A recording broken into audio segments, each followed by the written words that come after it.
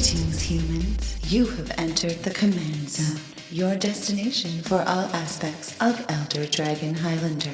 Enjoy your stay. I got soul, but I'm not a soldier. I got soul, but I'm not a soldier. I got soul, but I'm not a soldier. I got soul, but I'm not a soldier.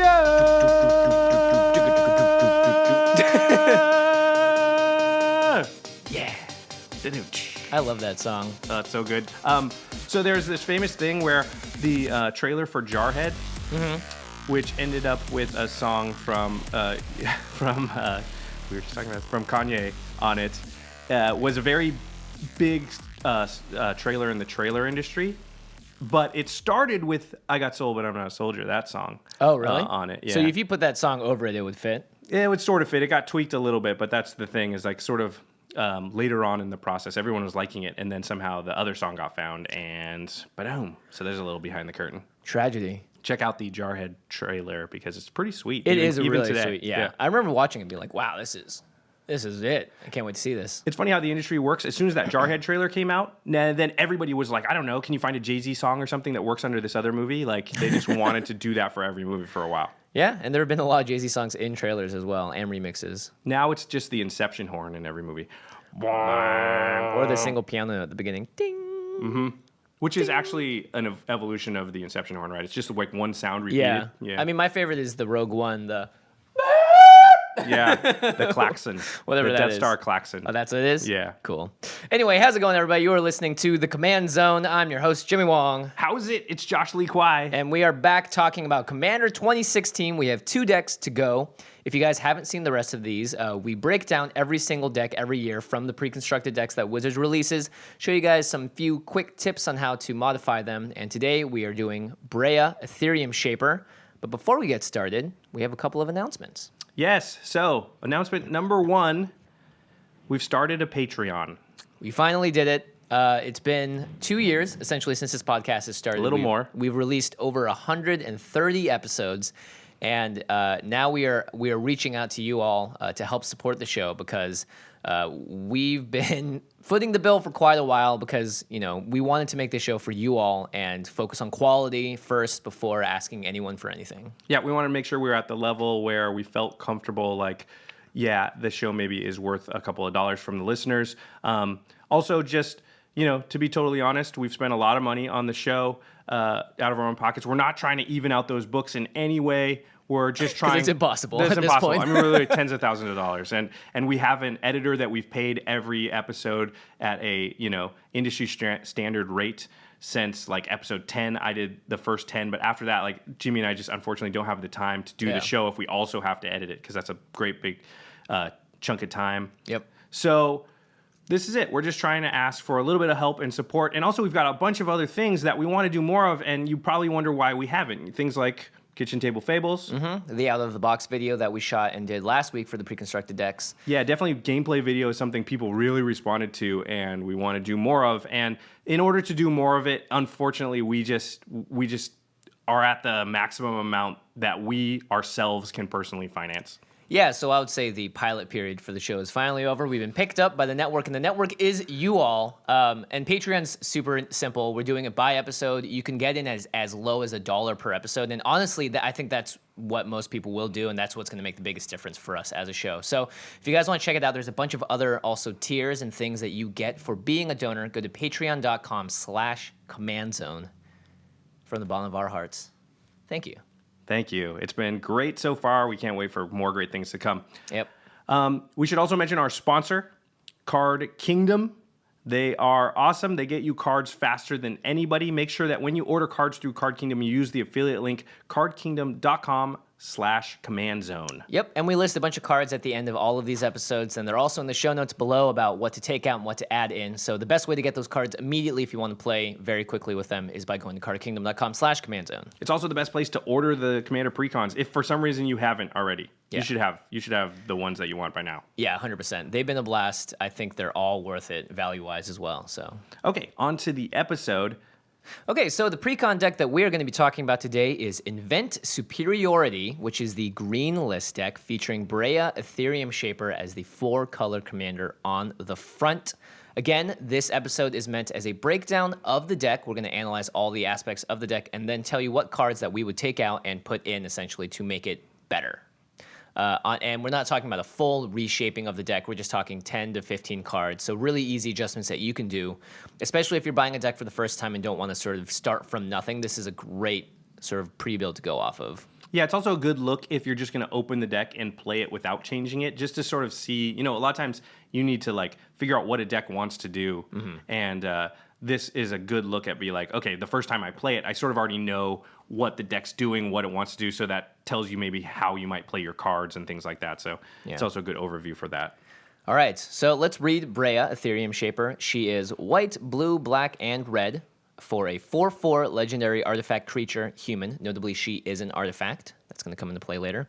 When Breya, Etherium Shaper enters the battlefield, create 2 1/1 blue Thopter artifact creature tokens with flying.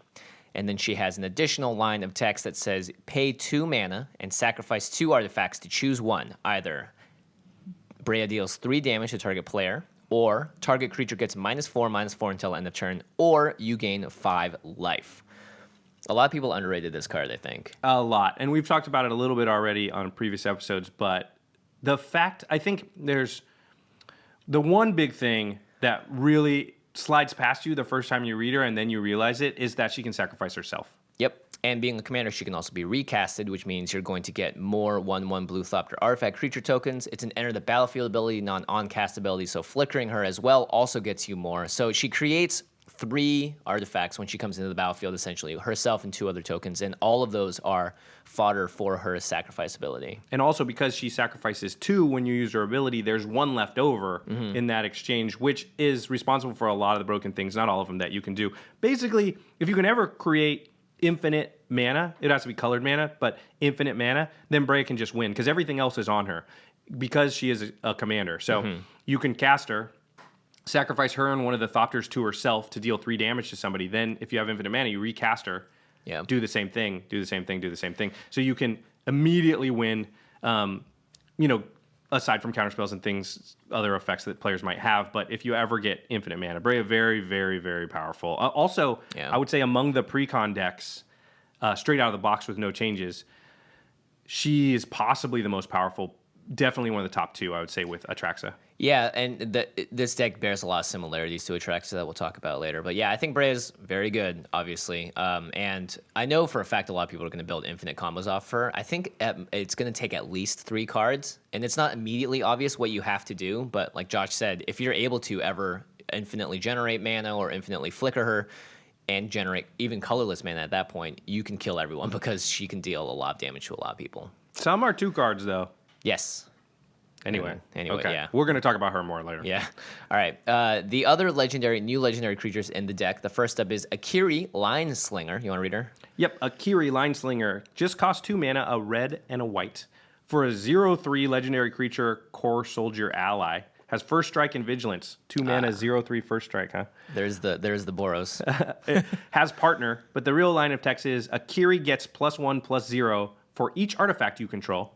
Yeah, she's got cranial plating on her permanently, kind of. Yep. Yeah, that's exactly what it is, right? Yeah. Yeah, it's fine. This card's fine. Once you play a lot of artifacts, it's not super exciting. I guess it is 2 mana. Yeah, and the vigilance does make a big difference because this can almost always ping someone at the table for 5-6 damage and then sit there and be a great blocker on the ground. Yeah, good point. And you're gonna in a deck like that, you're gonna play a lot of artifact lands and things like that. So yeah, it could get huge and out of control. This next card. Oh, I love this card, actually. Oh, boy. Surprisingly, not my type of card. Yeah, not mine either, honestly. And it does work. It is Bruse, Tarl, Boorish Herder, also known as Braum from League of Legends, but in the Summer Isles, I guess. Is he Russian? Because Boorish. Boorish. It sounds like Boris. Yeah, it's Bruse, Boorish. Bruse, yeah. He's 2 red and a white for a 3/3 legendary creature human ally. Whenever Bruse Tarl enters the battlefield or attacks, target creature you control gains double strike and lifelink until end of turn. Boy. So there's a similar card that is called Rafiq that also grants double strike, and we've all seen what happens when creatures get double strike in Commander. They usually end up killing people very quickly. But the lifelink tagged onto this also means that you're going to be gaining a ton of life. Yeah, this card. So I played this deck in the third game of our gameplay video series, which wasn't on the video, but we're working on it. Maybe its own video here soon. And I played Bruse, Tarl, and I forget one of the other. I think Silas Wren, Kylo Ren, whatever that guy's name is. And I never cast the Silas Wren, but Bruse Tarl was a linchpin in that deck. That card was amazing. I think I gained like 80 life off of him. Yeah. It was insanity. Like that card is just it took it over the edge. Surprisingly good. Yeah. Yeah. Everyone else was like, all right, we have to kill Josh now, and be like, oh god, you just gained another 30 life. Yeah. In that game, spoiler alert, Craig got out 4 8/8 flyers on turn 5 and started attacking me with them. And yet there was a point where I was at 32 and he was at 5 because I was able to lifelinking double strike and just gain all the life back every time that he was trading with me. So Bruse Tarl, pretty good. Pretty good. Well, speaking of Kylo Ren, Silas Wren, Seeker Adept. This is the third partner commander in the deck. It's 1, a blue, and a black, so 3 mana total for a 2/2 legendary artifact creature, human, has Death Touch. Whenever Kylo Ren deals combat damage to a player, choose target artifact card in your graveyard. You may cast that card this turn. That's pretty good. It's going to be hard for people to block him in general. Just because Death Touch. But combat damage to a player is like my least favorite term on the card. It's just very conditional. I mean, yes, it's going to happen sometimes, but it's hard to guarantee that it's going to happen, you know? Yeah. I mean, you need other cards in the deck.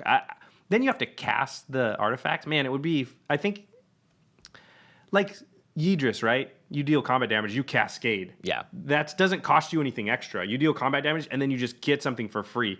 Silas just lets you cast something out of your graveyard. That's still good, but you have to pay the mana cost, so you don't actually get like as much as, say, Yidris. I mean, obviously he's a 3 mana card, so. Yeah, and I think you can obviously this combos well with Breya because the artifacts you're sacrificing might end up in the graveyard, so Silas can bring them back. But the conditional part of having to deal combat damage is going to be a bit trickier. So yeah, I mean the Death Touch, like you said, it does help. Yeah. Now here's the thing about this deck is there are also a ton of other legendary cards in here. Like they stacked this deck with every single legendary card I think they could have. Yeah, when I saw this list that you made, I was like, holy crap. Yeah, so the first one isn't necessarily legendary, but it is a planeswalker that can be your commander. It's Deadeye Scrap Savant, who is in the mono-red decks. Also an expensive card. Yeah, a great reprint, and also incredibly good with artifact recursion and an automatic fit into this deck. I think one of the things I've found with the 4-color decks, a little aside, is that they very much resemble a 3-color deck, and then the 4th color seems really underrepresented. Like in one of the decks that just had a little bit of blue, it was like, oh, we'll just throw in a Disdainful Stroke. Right. It's like, well, that's not really making use of the blue. But it was awesome because it won me that one game. That game. Randomly. Yeah. But Deadeye Scrap Savant is one. Red is sort of the underrepresented color in this deck, and Deadeye is by far the most powerful card out of all of those. That card is incredibly good. Sharoom is also in there. Sharoom the Hegemon. Really, really powerful card, too. That's a powerful deck in its own right. Yeah, now that's like what I want Silas Wren to say is what Sharoom says. Yes. You also have Slowbad, Goblin Tinkerer, Hannah Ship's Navigator, Sidri Galvanic Genius, Jor Kadeen the Prevailer, and Godo Bandit Warlord. So those are all legendary creatures. If you wanted to build a deck around any of these guys, or gals, you could. What a great deck to purchase to have the ability just in the future to build a bunch more decks. Yeah. Because you already have a bunch of legendaries. This is really cool. Yeah, and they all work really well in the deck as well. I would say like Jor Kadeen maybe is the only one that doesn't mesh that well because he just gives all your guys +3/+0. Still pretty good. Still pretty good, yeah. And that's something that we messed up as well when we were playing because we didn't see that it gave all of your creatures that. I don't think it mattered because I think I only had Bruse Tarl on him. But it may have mattered for me when I stole it a couple of turns. Oh, for you it probably would have mattered. But I mean I still. So read my cards, Jimmy. Yeah, no, I didn't read the dang card. Oh well. All right, so let's talk about some deck statistics. Obviously, this is an artifact deck, so there are 31 cards in this deck that care about artifacts, either artifacts entering the battlefield, going to the graveyard, or being in the graveyard. So it's similar to the Atraxa deck because that one was all about +1/+1 counters. Similar number there. 31 cards is almost half of the cards in the deck. Yeah, this is great because it makes our life so much easier. You don't have to go searching for what the deck wants to do. I mean, you would think that would be the case when you see Breya, but sometimes these decks, sort of the commander says something and then the deck really doesn't follow through with that. And this one, it definitely does. Yep. So obviously that's going to be a huge theme moving forward. There are only 4 card draw spells in the deck, which I found to be kind of interesting considering that this deck does have blue, and there are a lot of artifacts out there that help you draw cards if you're able to put them in there. It might be because they have artifact recursion or some recursion stuff, and they're counting that as card draw, but I would not count that as card draw, and for the reasons we talked about in our card advantage and card draw episode, because that won't help you find the answer you need that you don't have right now. And that's a lot of what card draw is. It's just like making sure you have a board wipe in your hand when you need it. And recursion won't always do that. Yeah, and that's the next category. Is there are 10 cards that care about artifact recursion, either bringing the artifacts from a graveyard back to your hand or the battlefield. But the problem with this, like you said, it's not card draw because there are almost no ways to discard the cards in your hand to get into the graveyard. So if you wanted to consider it card draw, it's like a 2-step process. Discard the card and then play a card that gets that card back. That's a lot of work to be considered card draw, but that's the closest you can get to it. And there's almost no ways to ditch cards into the graveyard in the deck. It's definitely value. I'd put it more on the card advantage end than the card draw end, right? Because you block with Kylo Ren, the Death Touch guy, and he dies and goes to the graveyard, and he kills something because he had Death Touch. And then you bring him back out of the graveyard, and now maybe you've got card advantage because he took a card with him, and it didn't actually cost you a card. But it, like we said, it's not card draw. Yeah, and actually we did on our 127th episode, we compared card draw and card advantage. So if you guys want to learn more about that, make sure to check that out. There are 7 cards that ramp in the deck. Obviously, almost all of them are artifact-based, or they're cards that can tap for specifically artifact creatures, artifact spells, or make artifacts cost less. There are 3 to 4 targeted removal spells, which sounds about right, considering that Breya herself is a form of targeted removal. Yeah, I agree with that, because Breya, surprisingly, that -4 does matter a lot. Especially against the other precons, because a lot of the main commanders are 4/4s. Super good point. Yeah, Yidris, 4 toughness. Atraxa, 4 toughness. Okay, obviously, Kanios and Tiro have more than 4 toughness, but Saskia, 4 toughness. So you can kill straight out 3 of the 4 other 4-color commanders with Breya's ability. So and that's a Breya really good if you point. face her as well. Yeah, good because point. she's also 4/4. There's only 1 counterspell in the deck. Is it Disdainful Stroke? No, it isn't. It's a modular. It's like a split card. Cards that everyone knows you have, by the way, because you're like, let me look at this card. Turn it sideways. It's like, oh, I wonder what that guy's looking at. that or your head turned sideways. Yeah. It's like, are you looking at a full art? What's happening? There are 3 board wipes in the deck, but I wouldn't consider one of them a real board wipe because it's only doing 2 damage to every non-artifact creature. So that's a little low, I think, on the counterspell and board wipe side. And there are cards that tutor for artifacts. There are 3 of them.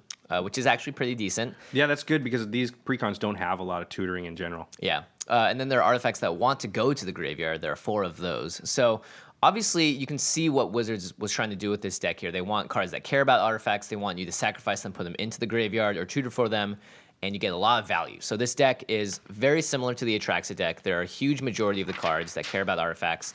The inner synergies of the deck are all there. They flow really nicely together. I think every time someone played this deck, there was always something that they could do. They never felt dead, like an aggro deck might if they just don't have any gas left. So I think the deck wants to abuse artifact synergies, reuse a lot of the enter the battlefield abilities, and win mostly through creating value over the long term. I don't think you're going to win by necessarily lightning bolting people with Breya a bunch. It may be how you finish someone off, but that's not how you're going to take someone from 40 to 0. I think in a fully tuned deck, maybe you do that more, but in this, straight out of the box, definitely not. And then even with a quick upgrade, it's going to be hard to build in enough of those combos to do it. But in a fully tuned Breya deck, I think you can probably build a version that's very, very combo-centric. Yeah. And also, this was the deck that Wizards decided to add in the Boros aggro sort of commander partners. So there's a whole little mix of that in there as well. And it's interesting, like, 2 of the partners are, like Bruse Tarl doesn't care about artifacts, but Akiri does. So it's kind of a weird mix. But they're both, I think, taking away from the main point of the deck. And it doesn't have very many board wipes or targeted removal. So, which is interesting because it is the most control-y of the decks. I agree. It seemed like what Breya wanted to do was sort of use that -4/-4 ability, keep things under control, and get a value engine going where I could constantly recur, some artifacts for value and win the long game that way. Yeah. Which usually that's you want board wipes in that strategy. Yeah, you want ways to mitigate the damage you're going to be taking because you need time to set up your sweet value engine to be recurring stuff and controlling the board. Because Breya isn't hard control, but she can definitely control a lot of stuff that comes out. Like Oracle Moldiah, dead immediately. So she can take care of a lot of problematic cards, but if it's like a 10/10, you're in a bit of trouble. Or like, yeah, if it comes out too late, the Managorger Hydra is already a 30/30. Yeah. Ruh-roh. Breya can't do much about that. Ramp and card draw. The ramp is entirely creature and artifact based, so there's no, because it's greenless, there's no rampant growths and stuff. There are a couple of cards that act very similar to Somberwald Sage, so that adds mana for creatures only. In this case, this is artifacts only. So the card draw I think is a little lacking, probably because they think they have a lot of recursion and stuff in there, but there definitely needs to be more card draw, considering we're in blue and black and white. Well, not white necessarily, but blue and black. No board wipes. There are three. I mean, there's like a Nevermariel's Disc, but there's Whip Flare, which does 2 damage to every creature. That's not an artifact. It's not really going to do much. Even Nevinriel's, I think it's fine as a card, but it's not great because it doesn't do it now. Yeah. So it comes into play tapped, and that can be a real problem because somebody has one round at the table to do something before you kill all their stuff or destroy the disc. So it's a fine card. I would play it, but I don't think it's one of the better board wipes for sure. No, and it is a very good control board wipe, though, because when you play it, you can play it at a time where you can trigger it anytime you want, so you can start playing out a lot of artifacts specifically and being like, cool, I know I can get these back because the cards in my hand, where everyone else is kind of sitting there being like, oh, I can pull the trigger at any moment with the disc, so I'm not going to play my stuff out as much. Yeah, I mean, we have kind of a rule in our play group, and I would suggest that you adopt it, which is anybody who's got an Nevinriel's Disc, everyone attack that person until they blow it up, because otherwise you just can't play cards. Yeah. Yeah. Well, you can play Planeswalkers. Good point. All right, so the best cards in the deck.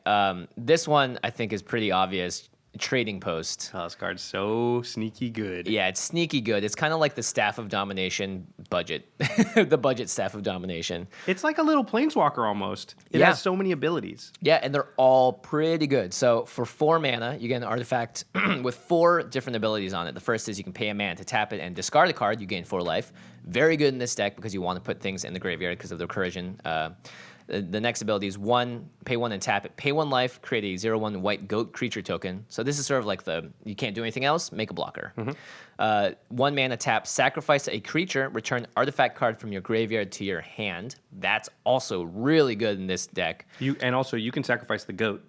So it's a 2-turn, get something back from your graveyard, an artifact. Yeah. Or end step upkeep kind of thing. But also Breya makes 2 creatures when she comes in. So you have Thopters or just lying around that you can get any artifact card back from your graveyard with. Yep. And the probably the best one, 1 mana tap, sacrifice an artifact, draw a card. Wow. This is very good with Breya.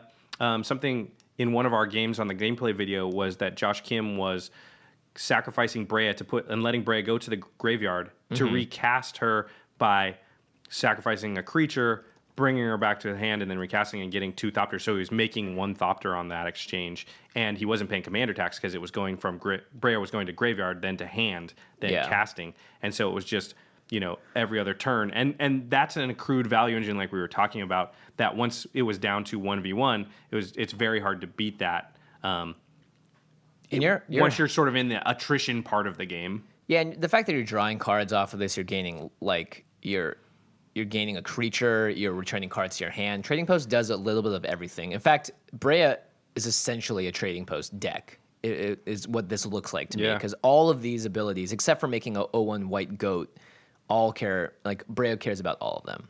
But the goat, again, does self-synergize with the Trading Post because you can sacrifice the creature to do something with the Trading Post. It's a very good card, maybe one of the more underrated cards in Commander. Yeah, I think you can actually put Trading Post into most decks. And be happy with it. The next one, we've already talked about it. You want to take it? Sure. It's Daretti, Scrap Savant. Daretti's a 3 and a red, so 4 mana for a 3 loyalty Planeswalker. You +2, discard up to 2 cards, then draw that many cards. -2, sacrifice an artifact. If you do, return target artifact card from your graveyard to the battlefield. Yeah. To the battlefield. So you sort of trade one artifact for another that's in your graveyard. Then -10, you get an emblem with whenever an artifact is put into your graveyard from the battlefield, return that card to the battlefield at the beginning of the next end step. So it's like Marchesa. Once you get that, you're really rolling because you just every time your artifacts go, they just come right back. Yeah. Daretti, pretty expensive, very good deck in its own right. Going to be amazing in this deck. Yeah, by far. Again, every single one of his abilities, similar to the Trading Post, is what this deck wants to do. And the third best card in the deck, I think, is just Shroom, the Hegemon. Shroom is great. 3 white, blue, black for a 5/5 Sphinx artifact creature, so she's an artifact as well. Flying, when Shroom enters the battlefield, you may return target artifact card from your creature to the battlefield. So Flicker effects obviously very good with Shroom, and the fact that it comes back to the battlefield, again, you're cheating a huge amount of mana cost sometimes because you can bring back some crazy stuff. And you see that all of the cards listed in this section are graveyard artifact recursion cards. Yeah. So it's very important to the deck. Yep. Which makes sense because you've got a general that's sacrificing artifacts, right? Yeah. Let's take a look at some of the worst cards. Whip Flare, 1 and a red for a sorcery. It deals 2 damage to each Narn artifact creature. It makes sense why this is in the deck, but this is not going to do what you really want it to do, I think, in a lot of games. It's too low impact. There's too many times where you're going to stare at that card and go like, well, it kills 2 things that don't matter, and it doesn't kill the other 2 things that really matter. Yeah. I mean, sometimes they'll get rid of an Oracle and a bunch of mana dorks, but it's just not high. I mean, like, if you can play it on turn 4 every time and play something else, then sure, but you'd rather be playing Breya on turn 4 or a mana dork on turn 3. You know, it's like... But on turn 4, you could also just play Wrath of God. Yeah. So way better. And you're in white, so yeah, may as well. Another awful card is Parting Thoughts. We talked about this in one of the other decks. Yeah, it's just so situational. 2 in the black sorcery, destroy target creature. You draw X cards and you lose X life, where X is the number of counters on that creature. So obviously, we know it can destroy a creature, like, no matter what. It doesn't have to have the counters. The problem is it's 3 mana for a sorcery. Yeah. And so you're paying a lot extra because we can get, again, you can do Swords to Plowshares or Path to Exile. So what is this card doing that makes me want to play it over those cards? It's maybe drawing cards if something has a bunch of counters on it. That's not worth it not being instant and costing 2 more mana. Not at all. Not even close. Not even close. Yeah, I think this card is just bad. If you're in a meta, maybe, where there's like a bunch of decks that use a bunch of +1/+1 counters, maybe. But even then, it's like maybe one player plays that, and let's say you don't draw that card, and then that player gets eliminated, and then you draw the card, and you're like, oh. Yeah, I don't like it. I don't like it. Yeah. The next card in the worst cards category is Read the Runes. It's blue and X for an instant. Draw X cards. For each card drawn this way, discard a card unless you sacrifice a permanent. Why not just play any other card that just says draw X cards without the whole sacrifice bit? That's a really good point. You have a bunch of ways. You're already sacrificing stuff in this deck. You don't want Read the Runes here. You just play a better card draw in its spot, sort of. I mean, Stroke of Genius, it just costs 2 more mana, and you just straight up draw the cards. Yeah. And then there's like Brain Geyser. Okay, that's a sorcery, but still, you just keep the cards. There's no like, and then do some other bad stuff you don't want to do. Yeah, and obviously this deck is about sacrificing things, but this sort of feels like someone said, like, oh, you want to sacrifice stuff? Here, try this out. It's like, no, I don't want to sacrifice it with this card. I don't want to sacrifice it for nothing. Yeah. I want to get stuff when I sacrifice it. You get cards. Okay, so notable value in the box. Besides Duretti. Besides Duretti, Magus of the Will. This card is brand new and super good. We've seen a lot of these Maguses. There's Magus of the Wheel, which is Wheel of Fortune on the creature. This is Magus of the Will. It's 2 in the black. Creature, human, wizard. You can pay 2 in the black to tap it and exile Magus of the Will. Until end of turn, you may play cards from your graveyard. If a card would be put into your graveyard from anywhere this turn, exile that card instead. So Yawgmoth's Will on the creature. You just play cards from your graveyard. You don't have to. It's kind of like Flashback, but for all your cards in your graveyard. But also, you could play a land out of your graveyard, or more than one, depending on if you have Exploration or something. Yeah. Yawgmoth's Will, very expensive card. So this is a great alternative, and also a great second copy of Yawgmoth's Will for decks that really wanted 2 copies. Yeah, and people are excited about this, and the reason I think the price is up is because it may see play in other formats, which is the other valuable reprint, which is Master of Etherium, 2 in the blue for a star artifact creature, Vedalken Wizard. Its power and toughness are equal to the number of artifacts you control, and other artifact creatures you control get +1/+1. So actually, in this deck, it's not great. But if you were going to go to a store and turn in some cards and get other ones, I would 100% trade this in. Yeah, because this is one of the Affinity. Yeah, it's a modern deck. One of the cards in that. I think it's decent in the deck too. It does make your Thopters 2/2s instead of 1/1s, and it makes Breya 5/5. It's fine. It's not amazing, but yeah. So out of the box, the deck seems pretty powerful, very synergistic. The cards that aren't in the artifact theme are still pretty good on their own, so there is not a huge imbalance between the cards, which I think is really important in terms of evaluating it. For instance, the Kineos and Tyros of Meletis deck, the power level was everywhere, and you could really see that, like, If you draw these cards, it's going to go great. If you just don't happen to draw these couple of cards, it's not going to go that great. Yeah, exactly. So I think this deck has a really consistent power level. Breya seems to be pretty underrated as a commander so far. If you start her, I think you should think of her as like an uber enchantment, and then the possibilities start opening up, or like a trading post kind of card, where the ability of the deck to play a long game is where you want to be, and it's using its graveyard super liberally. It's got so many value engines inside the deck, and it just is going to keep churning. So you have like almost all of your draws are going to be live draws in a lot of ways, because it's going to get an artifact back. You're going to get a 2-for-1 off of a bunch of the cards. Yeah, both games we played, when we played it, in that environment, just the precons, the Breya deck made it to the last two players both times. Yeah.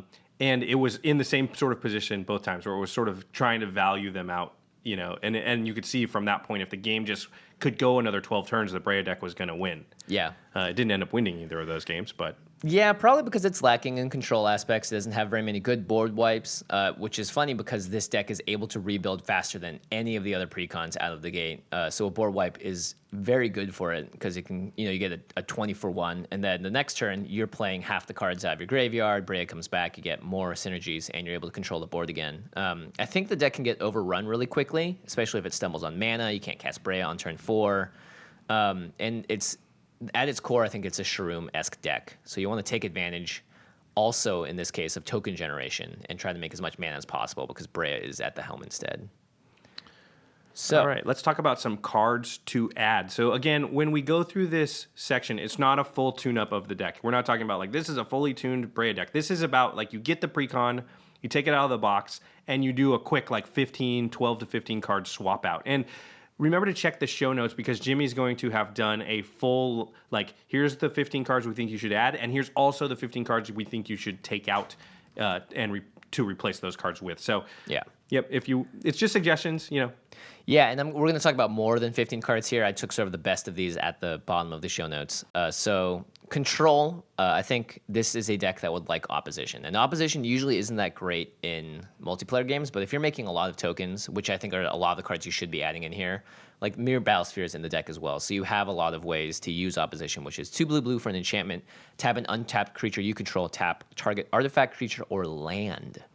So you can completely ice a player out of the game with this. If you have like 5 creatures, you can just have them have 5 less mana on their turn, which is really powerful. Definitely super good in token decks, and you see it sometimes. You don't see it all the time because blue is not traditionally one of the token colors, but now that we can combine it with so many other colors, opposition is just a really good card in general, because the versatility of it's really strong. It also defeats like one really big creature, like a Mana Gorger Hydra, say. Oh gosh. That's just on my mind because of the gameplay video.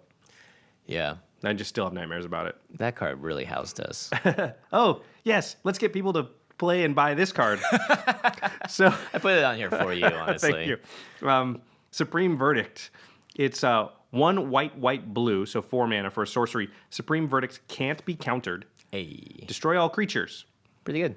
So this is an uncounterable board wipe. It doesn't say they can't be regenerated clause, but I think that's worth giving up just so that you know it will happen. Also, yeah, a long time ago, if you haven't heard, I spec'd on a bunch of foil copies of these. So I have like, I don't know, 80 or 90. So if they go up in price, that'd be great. That'd be great. Yeah. Supreme Verdict again, because board wipes are so good in this deck, because you can do stuff with Breya. You can hit someone for 3 before you play a board wipe like this. You can do any of her abilities, and then Supreme Verdict, great, that's fine, because your creatures were already off the board, and you have a bunch of artifacts that aren't creatures that aren't going to die. Yep. Bitter Ordeal. This is an interesting one. Yeah, really interesting card. I didn't see this until I went to edhrec.com. Thanks, Donald, who somehow made his website work with all the 4-color commanders. I don't know how. That guy's crazy. I think it's the partners that are going to really mess him up. Yeah, but he's managed to figure out a way, right? I hope so. I think they're sort of I don't know what he ended up with, but he was looking on Twitter. He was asking people, like, does this look better or this? I think he figured it out. Yeah. Bitter Ordeal. 2 in the black for a sorcery. Search target player's library for a card and exile it. Then that player shuffles his or her library. Normally, this card sucks in Commander. However, this has Gravestorm. So when you cast this spell, copy it for each permanent put into a graveyard this turn. You may choose new targets for copies. So if you have a way to infinitely generate mana with Breya, infinitely create tokens, or infinitely flicker her, and you have 1 sack outlet, you can Bitter Ordeal an entire player's library. Yep. In 1 shot. And then because you just the will sack back. Breya and the Thopter infinite times, and now infinite amount of things have gone to your graveyard. Yeah. And if you have a way to recur this, like with a Snapcaster Mage or with Magus of the Will, then you could do it to 2 players. So it's an interesting win condition. I think you would only put it in the deck if you knew you had ways to really abuse it. Or if you're playing against very combo-heavy decks. And, obviously this card's pretty powerful. Oh, yes. Scourglass. Now, this is an interesting board wipe. It's 3 white for an artifact. You can tap it to sacrifice Scourglass, destroy all permanents except for artifacts and lands. All permanents. So that includes planeswalkers and stuff too. Activate this ability only during your upkeep. Obviously, this is the kind of board wipe that this deck wants. Big time. And this is way better than Nev's Disc, I think, because unfortunately, you can only do it during your upkeep, but it really freezes the table. Yeah, I think this is just gonna. Well, it's so one-sided when it happens too. It's kind of Cyclonic Rifty in that way. It's just it doesn't happen quite as instantly. But if you had, especially if you had Leyline or Vidalcan Orrery, and you could play it out on the end step before your turn and do it, it would be amazing. Yeah, super. This next one must include All Is Dust, 7 mana, Tribal Sorcery, Eldrazi. Each player sacrifices all colored permanents he or she controls.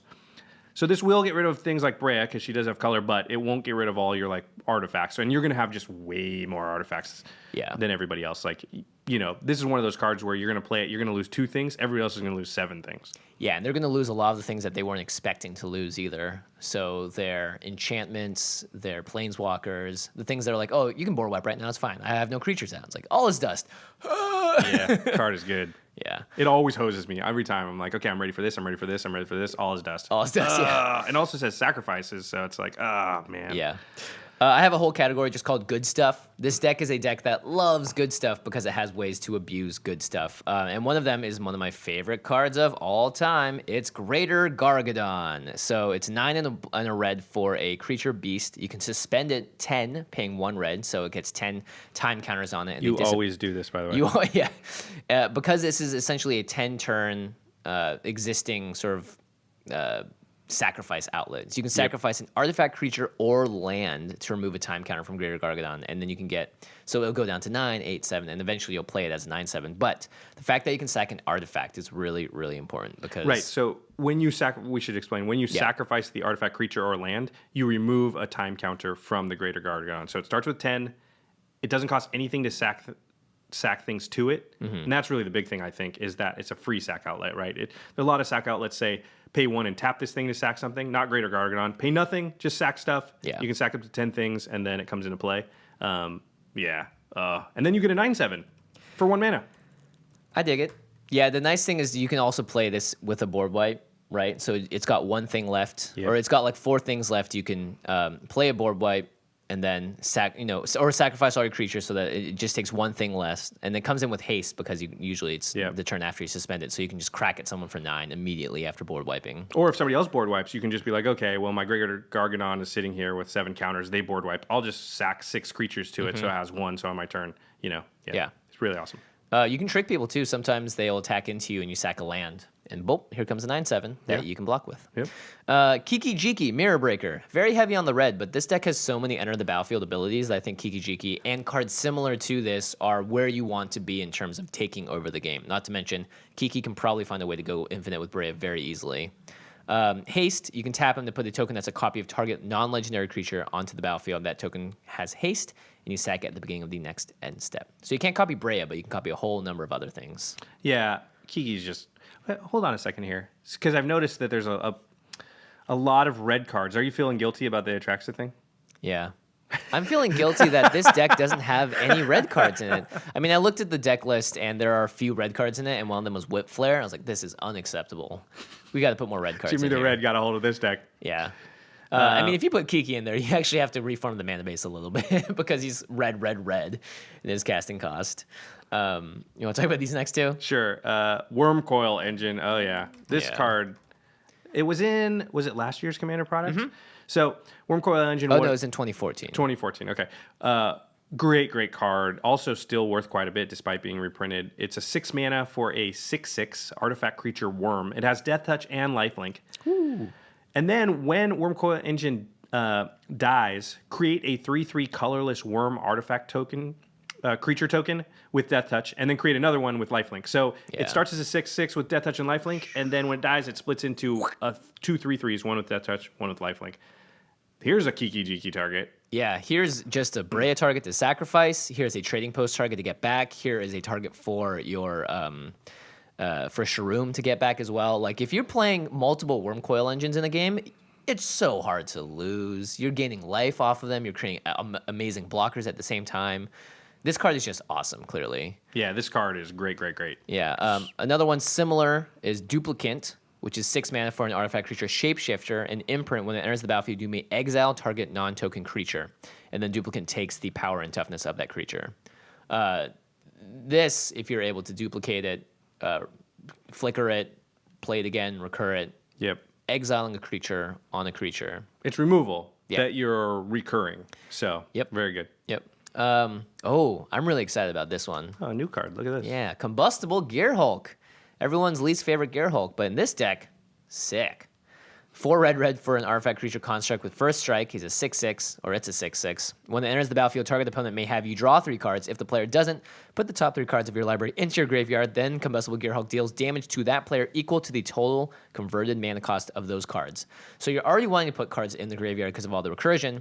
If you can flicker this, replay this, you can very quickly take someone out just entirely, especially if you flip over a Duplicant. That's like 6 damage there already. This would be in the deck, I think, that Breya wants to do 3 damage and kill everyone with that. You'd play something like the Combustible Gear Hulk. Or they just let you draw a bunch of cards, which I want to draw cards, so I'm hoping they do that. I hope they do that too, especially if they're at a low life total. Yeah, you just hold them hostage, right? Yeah. They're like, if they're at like 10, they just have to give you the cards because they don't know if they'll die or not. Yep. The next one is Chandra's mom and dad, Pia and Kieran Nalar. 2 red for a 2/2 human artificer. When Pia and Kieran enter the battlefield, create 2 1/1 colorless Thopter artifact creature tokens with flying. Whee. Sound familiar? Pay 2 and a red, sacrifice an artifact. Pia and Kieran deal 2 damage to target creature or player. So, Yep. So it's everything you want on a card that is in a deck like this again. And it's just good. You know, you're just flickering this, finding ways to play it again. Mirror Works is another good stuff card. 5 mana artifact. Whenever a non-token artifact enters the battlefield under your control, you may pay 2 mana. If you do, create a token that's a copy of that artifact. You can even do this for Legendary Artificers and just get rid of the legendary copy. So if you did this with Breya... yeah, you get 2 Thopters out of it. Yeah, you get another 2 Thopters. Even with that Breya on the stack, you could even sacrifice the copy, I think, before the Legendary fact takes place. I don't know.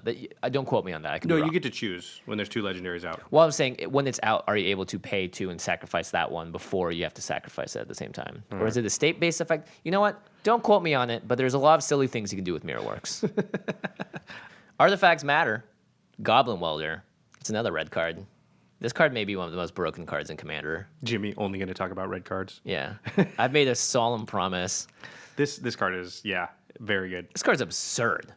Red mana for a 1/1 Goblin Artificer. You can tap it to choose target artifact a player controls and target artifact card in that player's graveyard. If both targets are still legal as this ability resolved, that player simultaneously sacrifices the artifact and returns the artifact card to the battlefield. So for you, get rid of a Thopter, bring back Wormcoil Engine. Yep. For another player, get rid of their Soul Ring and bring back a crappy, I don't know, anything else. You Yeah. can do this to other players, which is really absurd. Yeah, sometimes they get out like a crazy artifact and you just swap it for, a Signet that died earlier in the game. Yeah. Yeah. Mostly you're going to use it on yourself. And in that case, it's kind of like Duretti's minus ability, but it's just still amazing because, like you said, tokens. Yeah, and there's so much stuff you can do with this. You can cycle the same 2 artifacts over and over and over again. You could just do Duplicant and Wormcoil Engine and swap them every single turn. Or if you have a way to untap the Goblin Welder, you can do it multiple times. Very powerful. The next one is Darksteel Forge. Yeah, this is kind of a must include, right? It's a 9-drop artifact, but it says artifacts you control have indestructible. Yeah, you can play Avacyn too, obviously, but Avacyn's a lot more expensive, money-wise. Yeah. About the same mana-wise. Yeah, and I think this deck has a lot of ways to ramp up as well to 9 mana, so... Well, and also the deck can't really recur Avacyn as easily as it can recur the Darksteel Forge. So if they do manage to get rid of it, which is very difficult, you can possibly bring it back. They may exile it, in which case it's harder. Yeah. Next up, we have Eldrazi Displacer. There's a lot of cards you can include that all have flicker abilities. The Displacer is 2 and a red, 2 and a white. Oh my gosh. I'm obsessed with red. 2 and a white for a 3/3, and you pay 2 and 1 colorless mana to exile another target creature, then return to the battlefield tapped under its owner's control. So you can do this as many times as you have mana for it. I think there's definitely ways to go infinite with this and Breya. Yeah, for sure, because flickering Breya means that you get 2 Thopters. I think like with Ashnod's Altar. Yep. You Immediate can, infinite. You can go infinite colorless mana, which you'd have to find a use for the infinite colorless mana. But like you said, there's other ways to just take advantage of, like I'm doing that, and creatures are constantly dying and coming back, so maybe I use that Gravestorm card. Or, you know, if you got like Perforos or something out, then you could just be dinging everybody for 2 damage every time 2 Thopters come in. Stuff like that. Yeah. Eldrazi's Displacer I think is a must include in the deck. Flicker is just so good in this deck. Having white in it really opens up that whole world of possibility. So another Flicker card would maybe be like Deadeye Navigator or Rune of the Hidden Realm. We won't read those cards because we've talked about them many times on the show, but they're just other Flicker creatures. Yep. Probably the best sack outlet you can make in this deck is Ashnod's Altar. It's 3 mana. You can sacrifice a creature to add colorless to your mana pool. So 1 for 2. You get, every time you cast Breya, you essentially will have 4 extra mana. And if she you costs want to. 4. Or 6 extra mana. Who knows? Yeah. And yeah, this card's super good, and it goes infinite, like we said, with Eldrazi's Displacer. Also, like Nim's Death Mantle is another card that it can go infinite with. There's probably a few others. This card has to go in. It's just too good. Yeah, you want to put in, I mean, this is also ramp, right? Next turn you can play a 8-drop, or you can play a 10-drop if you want to by sacrificing Breya as well, having Ashnod's Altar out. Pretty good. Because she only costs 4, and you get 3 creatures with her. You gain mana with Ashnod's Altar out. Yeah. So the next one is Master Transmuter. It's 3 and a blue for an artifact creature, Human Artificer. It's a 1/2, but you play a blue and tap it, return an artifact you control to its owner's hand. You may put an artifact card from your hand onto the battlefield. So you don't even have to put the artifact card that you got from your graveyard onto the battlefield.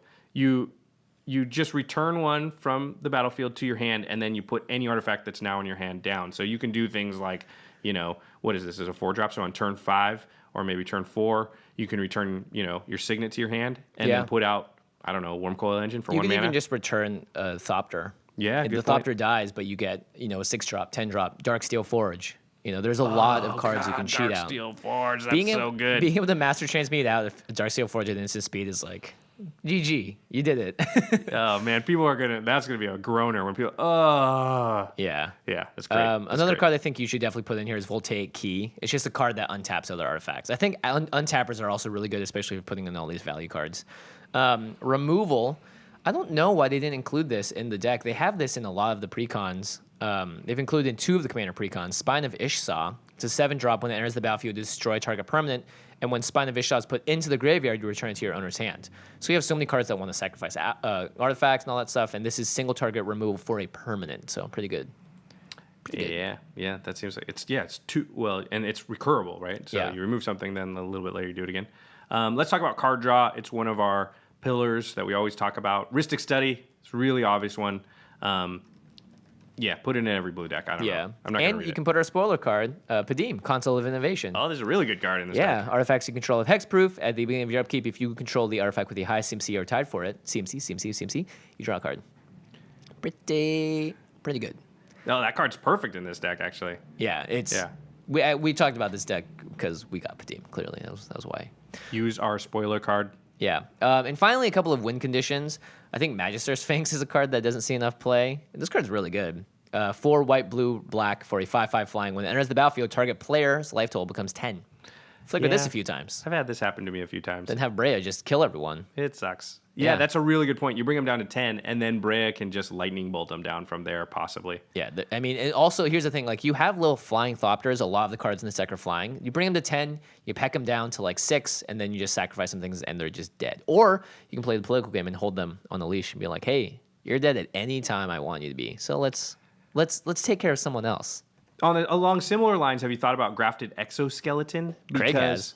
Yeah, because Breya does do the damage with the 3 damage. So if you have something like Grafted Exoskeleton, you can just direct damage poison them out. Yeah, it's pretty good. Yeah. I like that. Marionette Master, I also talked about in another episode, but this card can definitely kill people. Oh, geez. Because now you're definitely able to sacrifice artifacts with the Marionette Master out and just drain life. Boom, boom, boom, boom, boom. Yeah, so Marionette Master, it's new, so let's read it. It's 6 mana for a 1/3. It has Fabricate 3. In this case, you would almost always choose to put the 1/1 counters on Marionette Master because Marionette Master says whenever an artifact you control is put into a graveyard from the battlefield, target opponent loses life equal to Marionette Master's power. So if it's a 4/6, anytime an artifact of yours dies, it does 4 damage to somebody. And if you just sacrifice 2 Thopters, that's 8 damage. Pretty good. You could do 3 damage with the Breya when you do that, so you could just be doing 11 damage. 2 mana, sacrifice 2 artifacts, 11 damage. Like, you just do that a couple times, they're just dead. Yeah. So you're right. You can literally play that later in the game and be like, I have your heart in my hand. It's like a Temple of Doom. Onam Shiba, Onam Shiba, Onam Shiba. Sorry, Shivam, I know you hate that movie, and I hate it too, but it is a movie that exists, so I quoted it, sorry. And boy, that chase scene at the end. Dr. Jones, it's bad for all. All right, it's bad for every reason, right? It's just, there's nothing good about it. And yet, it's Indiana Jones. And yeah, it's Indy. Dr. Jones, okay, to the listeners, let us know what you guys think about the Breya deck. If you are deciding to go with the partners, or if you'd rather use Breya, what kind of infinite combos you're planning on doing. And why did you just put the paper down? Yeah, because I forgot to throw it, and then I was like, oh, crap, I forgot. And then he noticed, and oh, boy. Fail City over here. Thank you. So, yeah, make sure you tweet at us at CommandCast, leave a comment on the YouTube video, or on our new website, collected.company, where you can see all of our podcasts all listed there with our sister podcast, The Masters of Modern. You know what I want to hear? I want to hear the one card we didn't talk about that you think has to go in the deck, and then also what card in the deck you would take out that's currently in there for it. Yeah. You know, that's another thing that we run into as we're doing this is we sort of we make ourselves work where we actually make the list of the cards that you need to take out. We put that in the show notes, otherwise the show would be like 17 hours long. But that's a big thing about deck building, right? It's like it's easy to come up with a huge list of cards you want to put in, but you actually have to take cards out. Yeah. And that's where it sort of gets heavy. All right. The show is brought to you by Card Kingdom. Make sure you go to cardkingdom.com/command zone. There you can order all your singles, C16 product, and all that stuff so you can build your Breya deck and pimp it out and make it super awesome within a couple of days because they are very fast and very quick at shipping all of your stuff. It's possible that the fully tuned version of Breya is actually the most powerful of all the 4-color commander decks that are possible. I think so. Yeah. It definitely... It's hard to say right now, but it's definitely... It's up there. Yeah. All right, let's go to the end step where we talk about something cool outside the world of magic. Planet Earth 2, Jimmy. Planet Earth 2. It's super good. So far, I think 2 to 3 episodes have come out. I've only seen one of them, but I just sat there with my mouth agape the entire time. Did you watch the first series, Planet Earth? Yeah. Oh, that was one of my favorite television events of all time. I've watched them all like 5 or 6 times. So make sure you guys check that out, Planet Earth 2. Make sure you also check out our sister podcast, The Masters of Modern, Alex Kessler and Ben Bateman. They talk about modern and all things competitive magic. You can find them on Twitter at the MMCast. You can also find them right next to us on our new Magic Hub, which is a website called collected.company. Easy to get to. Type it in. Easy to remember. Yeah. We'll be updating the site with more stuff soon. It's also like one of the reasons that our Patreon, or one thing that we want to do is improve that website, and we've got a lot of ideas for it. So yeah. And make again, sure that link Yeah. is patreon.com/command zone. Come support us. Please. Our editor for the show is Terry Robertson, and special thanks to Jeffrey Palmer for the Living Cards animations on all of our video and animated episodes at youtube.com/command zone podcast. You can find Jeffrey at Living Cards MTG on Twitter.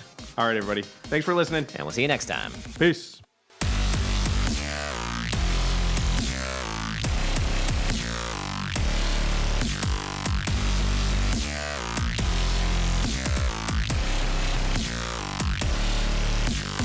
Thank you for your attention.